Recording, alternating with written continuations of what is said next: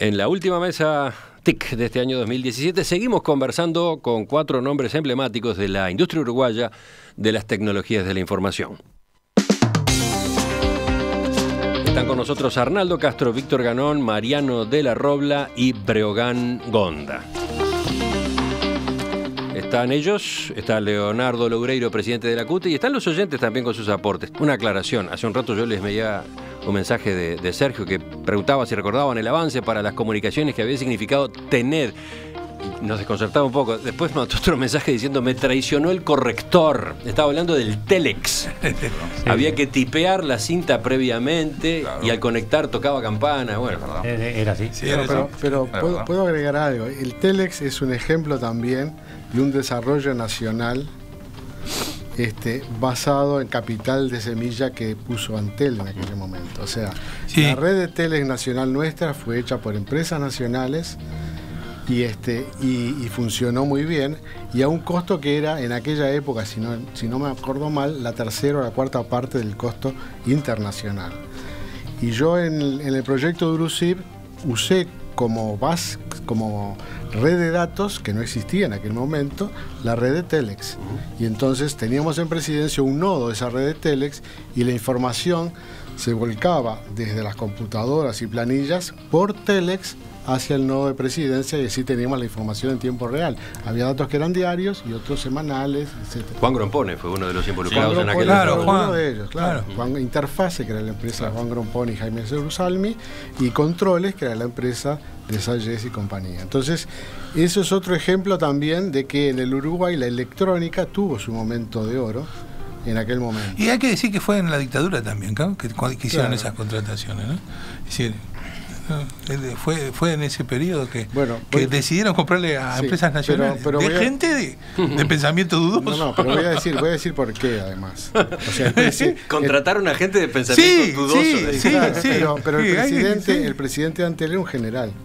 Era el general Míguez, que era el padre de Juan Míguez, que fue ingeniero y, digamos, de toda esa camada. O sea, que el hijo lo convenció al padre de que eso era una acción positiva, claro. Pero una cosa que para enorgullecernos. ¿Qué más? Otros mensajes. Bueno, hay gente que dice que le parece muy interesante. Por ejemplo, María está maravillada por el relato, y en particular le pide a Víctor Ganón que repita cómo se escribe el nombre del experto al que recurrió. Cibernético. Es Stafford, S-T-A-F-F-O-R-D, Beer como cerveza, Beer. Después. B-E-R. Lo van a ver. Las fotos de él son las de un gurú de la India, porque tiene todos unos pelos muy sugestivos, y además la ropa que usaba se la fabricaba él mismo. O sea, Stafford Beer había pasado en la época de la guerra, estuvo en el ejército en la Segunda Guerra, y en particular estuvo al comando era capitán de una compañía de gurkas en la India.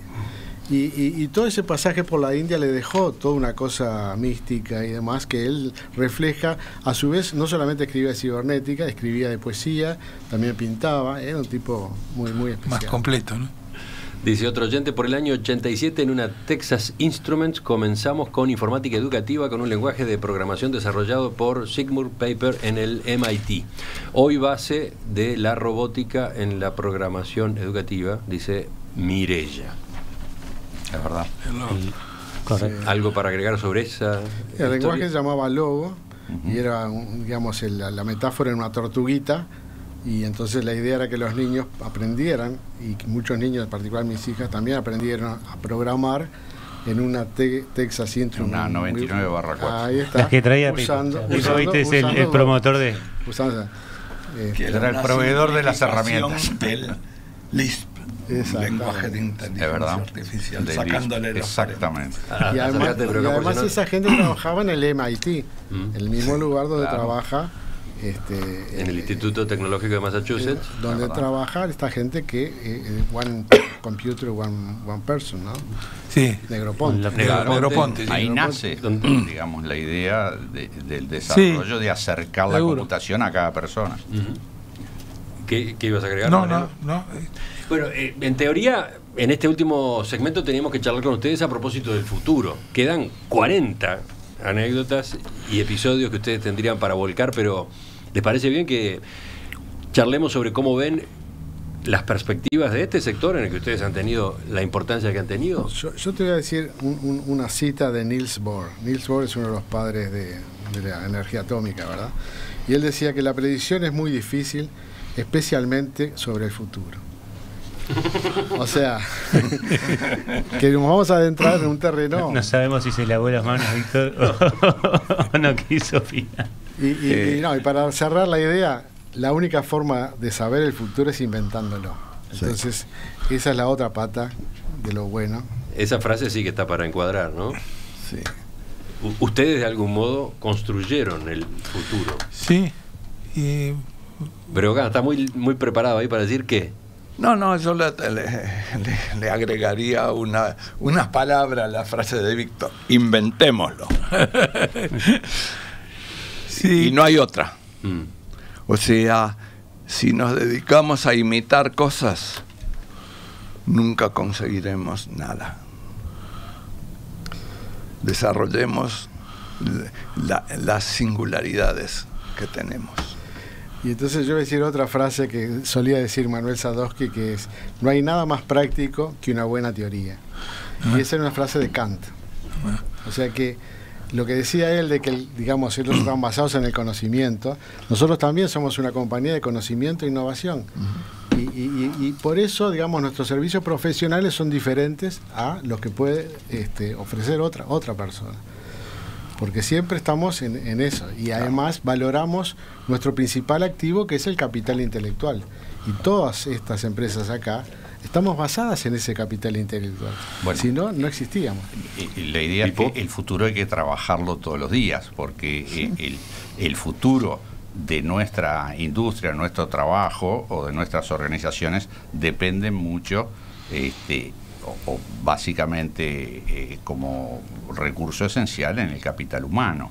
Y el capital humano, por sus diversidades, son elementos difíciles de organizarlos para darle forma de producto. O sea, digamos, con hoy la tecnología tocando tantos puntos vitales en la vida de cada persona, hace que nuestras empresas en general ya empiezan a tener una cantidad de multidisciplinas dentro de sus organizaciones.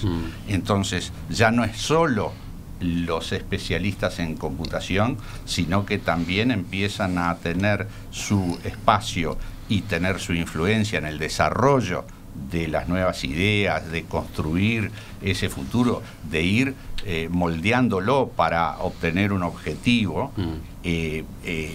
Es la dificultad de administrar esas diferentes disciplinas, y eso hace que sea un constante, digamos, trabajo de percibir lo que está pasando en el mundo y darle una forma de adaptación para que el Uruguay pueda progresar, porque Uruguay sale pudiendo innovar, pudiendo exportar, pudiendo generar valor agregado, pero real, a el trabajo.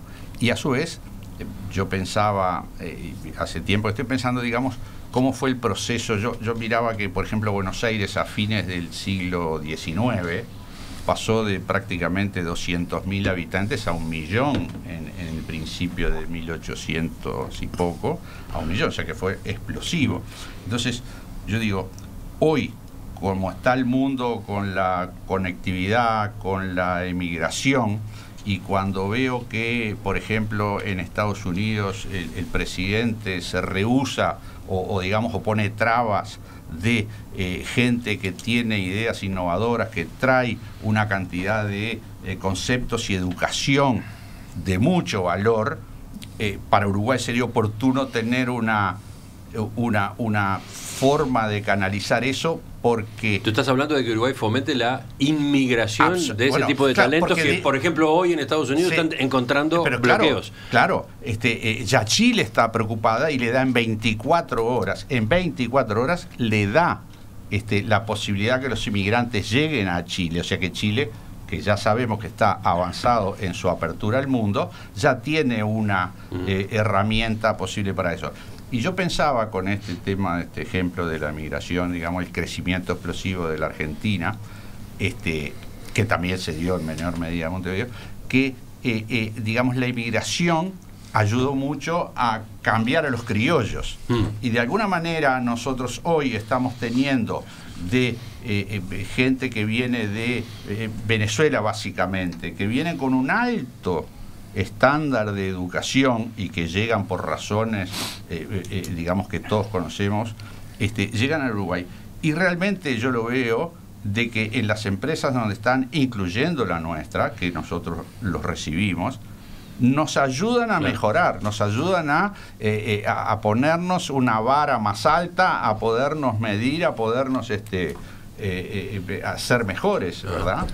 Pipo pone el acento en eso, en la posibilidad de fomentar una política inmigratoria de talentos para un sector como el de las tecnologías de la información, que tiene tantas posibilidades, pero al mismo tiempo no encuentra en Uruguay la cantidad de recursos humanos calificados. Claro, ¿no? Lo dijo Grunberg previamente. Exacto. Y es una realidad que rompe los ojos, ¿verdad? O sea, cuando tenemos que salir a buscar Yo quiero pasar dos tweets nomás cortitos en relación a uno va a ser en relación a recursos humanos, pero uno anterior a que una cosa comentaba muy bien Mariano cuando introducía la empresa de él a toda la gente que daba servicio, ¿no? Entonces hay otra cosa importante para hacer llegar a la gente, a los radioescuchas, que es hay muchísimas personas en el mundo que están teniendo más fácil su vida a través de utilizar tecnología uruguaya y a veces no lo saben, ¿no? O sea, hoy cuando hablamos muchas veces que el 68% de nuestras exportaciones va a Estados Unidos, hay muchos servicios que se están brindando sin saber que hay por detrás soluciones uruguayas. Y yo creo que eso es lo interesante, es saber que, como bien decía al principio Mariano, su empresa da servicios a millones de personas en Latinoamérica y en el mundo. Entonces, eso a veces se pierde de vista. Y lo otro es en el tema de justamente del talento, ¿no? Una opción es la que comentaba Pipo, que la hemos estado viendo varias veces, de traer gente. El caso de los venezolanos es excelente, y voy a hacer el porqué, porque tienen la misma formación que los uruguayos, se forman en ciencias de la computación, entonces son muy buenos por eso. Pero también estamos trabajando, y bueno, los 4 integrantes de la mesa están trabajando activamente en un programa de la Cámara que se llama Jóvenes a Programar, otro que está saliendo con INEFOP, que justamente es atraer más jóvenes, y diría también muchas damas, que les está faltando. Ese es un punto importante, porque permite incorporar a mí me gustaría a las mujeres apoyar a un grupo de trabajo que son muy eficientes. Sí, Mariano. Me gustaría apoyar esto que dice Leonardo, y lanzar aprovechar esta oportunidad y lanzar un recuerdo a los colegas de que apoyen el programa de Jóvenes a Programar. Nosotros estamos Jóvenes a Programar, Álvaro Lamé. Álvaro Lamé, sí. El gobierno, el Estado, a través del CEIBAL, está dando una forma, y con la colaboración de algunos, está dando una formación a un montón de jóvenes muy elemental, muy delgada. Se necesita más. El más lo tenemos que hacer nosotros. No podemos pedir al Estado que lo siga haciendo, no podemos pedir al gobierno que lo haga. Tenemos que hacer nosotros. Nosotros tenemos que albergar a esa gente, tenemos que enseñar a trabajar, le tenemos que enseñar a conducirse socialmente. Son jóvenes que nunca trabajaron, tienen que conocer todo de la vida. Tenemos que hospedarlos, y tenemos que complementar su formación, y tenemos que seleccionar, porque vivimos de la selección, nos tenemos que quedar con los que dan el personaje para poblar nuestras compañías. Pero necesitamos hacer más, necesitamos tener, y tenemos que reservar de alguna manera una parte de nuestros ingresos para poder cofinanciar esto. Sí, es un esfuerzo, cuesta dinero, hay un costo de oportunidad, hay que poner el tiempo que dedicaríamos a otra cosa. Eso. Me quedan 30 segundos para cada uno de los dos, Breogán y o Víctor. Bueno. ¿Sí? Sí, complementando lo de Mariano. Nosotros en este momento en el país estamos viendo que hay gente que sale de la UTU, de las carreras terciarias que ellos tienen. La mitad son del área informática. La UTEC también está sacando gente, la mitad del área informática, y generalmente en el interior del país. Entonces, esa gente del interior del país, ¿cuál es su perspectiva? O viene a la ciudad y se integra, o si no, se dedica a otra cosa y distinta a la que estudió. Entonces, el establecer focos en el interior del país, y en eso estamos, yo sé que está Mariano, nosotros estamos también, y otras empresas, establecer focos en el interior del país para captar a esa gente, claro, es fundamental. Simplemente me adhiero a Mariano y a Víctor. Hay que seguir por ahí. Decir, no podemos crecer porque no tenemos gente, es un facilitador de no hacerlo. Ningún facilitador sirve, hay que hacer las cosas. Yo me permitiría una última reflexión. Hoy se está hablando de que los robots van a sustituir el trabajo y que los trabajos de menos calidad van a sufrir, y eso es una realidad. Un mensaje para la población y en particular para los sindicatos es que el área de tecnología elimina 50 puestos de trabajo, pero precisa 51 para hacerlo funcionar. Quiere decir que lo que hay que hacer es reconvertir las cabezas y reconvertir los programas que permitan que la gente se acerque más rápido a estas tecnologías.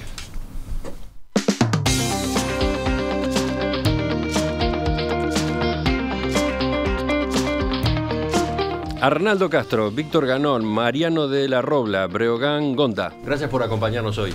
Gracias. Muchas gracias, Emiliano. Gracias, Emiliano. Gracias a usted, Emiliano, y su audiencia. Que tengan un muy buen comienzo del año. Sí, cómo no. Gracias. Y después tenemos que seguir charlando porque varias de estas experiencias merecen más desarrollo. Gracias también a Leonardo Loureiro. Gracias, Emiliano. Nos reencontramos el año que viene cuando vuelvan las mesas TIC, ¿les parece? De acuerdo. Ahora vienen las noticias, las trae actualizadas Wilmar Amaral y luego seguimos en Perspectiva hasta las 11, entre otras cosas con En Primera Fila, a cargo de Rosario Castellanos y la recomendación de un libro. La Mesa TIC de En Perspectiva fue una presentación de Internet Society. Auspiciaron Bantotal, Interamericana de Cómputos, Genexus, Latu, Netgate, Antel, para su tienda en línea, Quanam, Sureo Software.